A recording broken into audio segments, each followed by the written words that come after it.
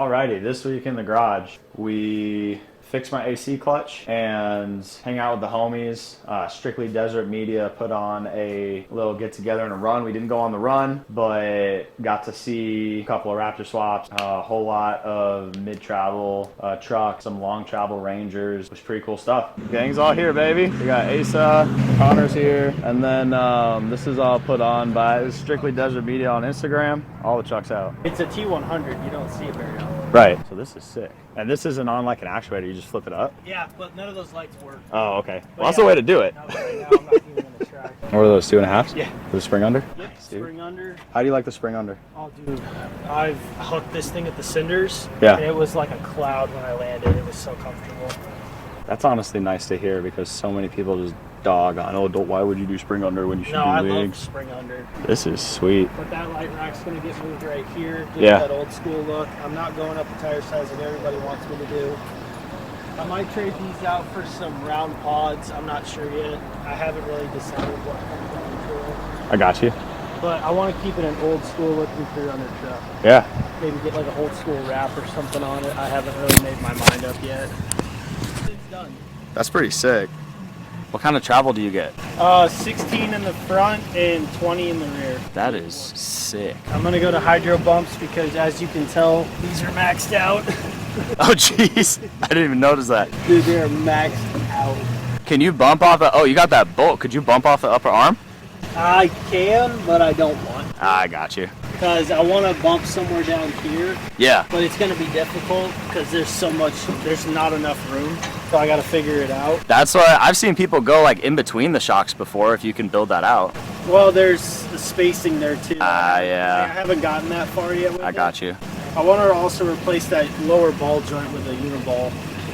That ball joint is sketchy to me. Oh yeah, this is Connor's truck. One of the first swap dudes I ever met. Pretty sure the first time I met Greg, Connor was over there. We actually get rollers of each other. I don't really know how those look similar, but you love to see it. So one of the dudes on the Raptor swap page posted the bolt size for diff bolts. So 5/16s, 18 thread. And I figured it was time to replace this hardware considering that I'm actually missing one of these bolts. So we're gonna do that. 13, all right.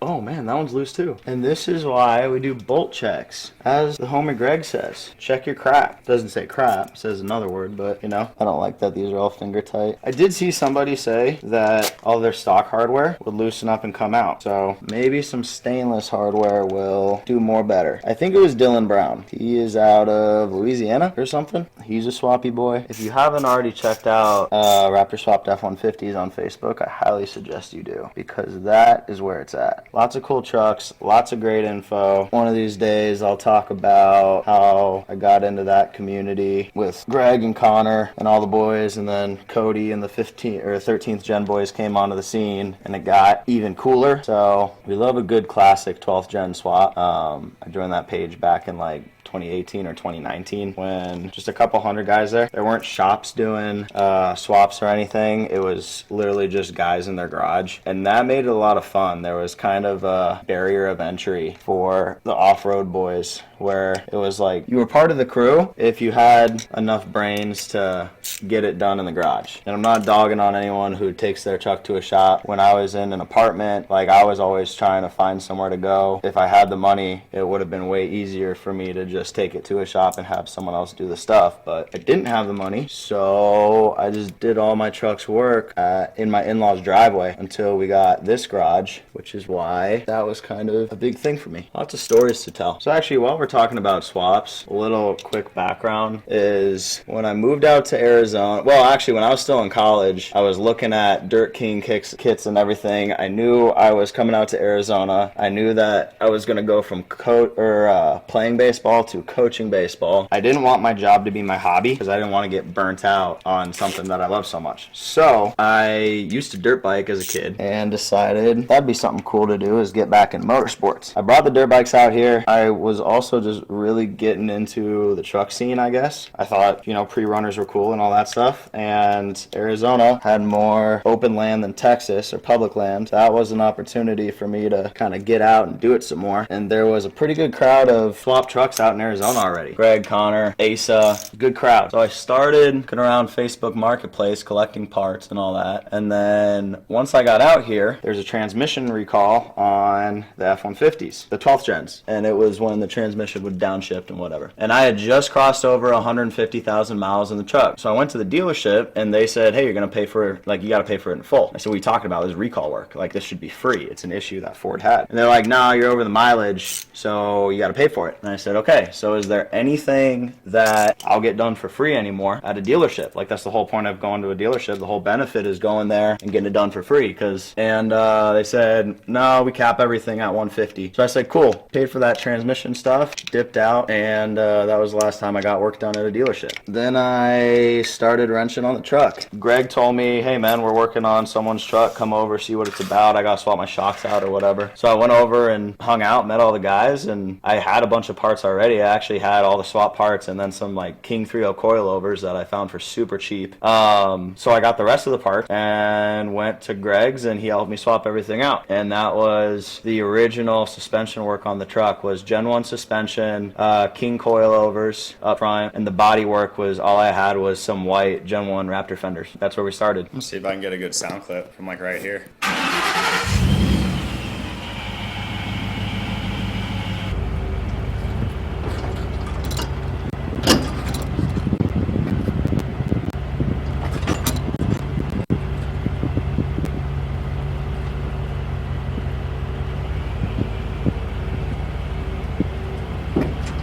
It's never fun when I gotta take the engine skid off, because that means I'm doing engine work, and no one likes engine work.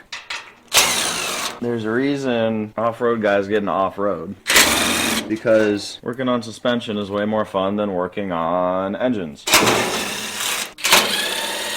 Also, don't get me wrong, I love fast cars. Fast cars are cool. Who doesn't like fast cars? But what's the point of building a fast car like a street car when you have to rent track time and do all that stuff? Every single video you post, you gotta say filmed in Mexico because you're going way too fast. Off-road, like public land exists for a reason. I can peel out in the desert and go rip around whenever I want. I guess you can unless you're like me and you got a little baby to take care of on the weekends and you can't have their head bouncing around and everything. So give me like a year and then we'll be ripping around. Okay, so let's get our little extendy boys. Got this one, got a 10 mil, got a swivel. Okay. So that guy pops right out, piece of cake. I know that pulley's kind of nasty and we'll fix it one day, but today's not that day. 2012 F-150. 5.0 engine in it. This is the AC clutch that online it'll tell you. It's that YB3111. And as you can see, the flange there stays straight, right? And the one you pull off of here has that little angle there. And spine count's different and all of that. So the part number that's the correct one is this guy, YB3146. And that comes with the pulley and everything. I looked everywhere I could and couldn't find just the clutch for this part number. So good news is I have a pulley now, which I will replace whenever I take the belt off next time. But as you can see, those guys are the same now, so that's nice. So we're gonna find our, I got to my boxes here now. Put this guy back, returning this one, the wrong one, put you over here. And I had a pick somewhere. But so the YB3146, that part number comes with all of your goodies to replace everything. So snap ring, new 10 mil bolt, we'll replace that guy, or reuse the shims that are already in here because we know that's the correct spacing. Pause, there were 2 shims and now there's only 1 shim. So somewhere I'm missing a shim. Nope, it's in here still.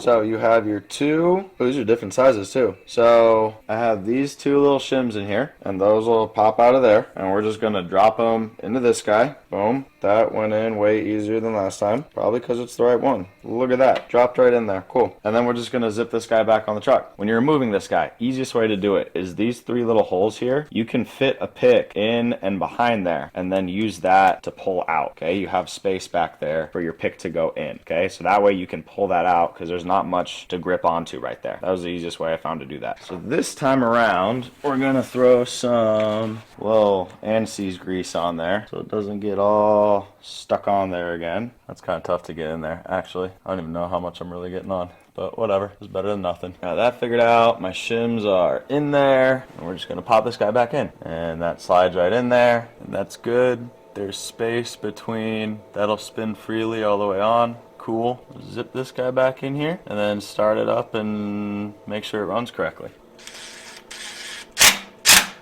Cool. Looks good to me. Fire her up and see if it screeches. Okay, so let's kick the AC on and make sure it engages properly. Ooh, that's nice and cold. We got AC again. Let's go. Okay, so AC clutch repair. You're driving down the road, AC kicks on, or it's already going, and all of a sudden you hear a belt just screaming and freaks you out. I don't think the noise is actually the belt. What happens is, over time, so this is your AC clutch, and over time, all of that rubber in there will wear out and then end up disconnecting those two, right? So you can see that's all torn up on the inside there. This guy's 10 years old, 250,000 miles on it, been in Arizona for a while, so rubber's gonna wear out. That is where the screaming comes from, and all you do is replace this guy. It's a cheap place to start for AC repair, especially if that belt screeching noise is what you're getting. Once I had the right clutch, it took maybe 5 minutes to swap out. So super easy there. If you switch that guy out and you have more issues, that stinks. Can't help you. Haven't gotten that far yet. So, like I said, the correct part number for this clutch comes with an entire pulley assembly. So at some point I will replace that, but that's gonna be when I'm doing other work on, you know, belts and stuff in there. So we will get to that eventually, but we have AC again. Beautiful.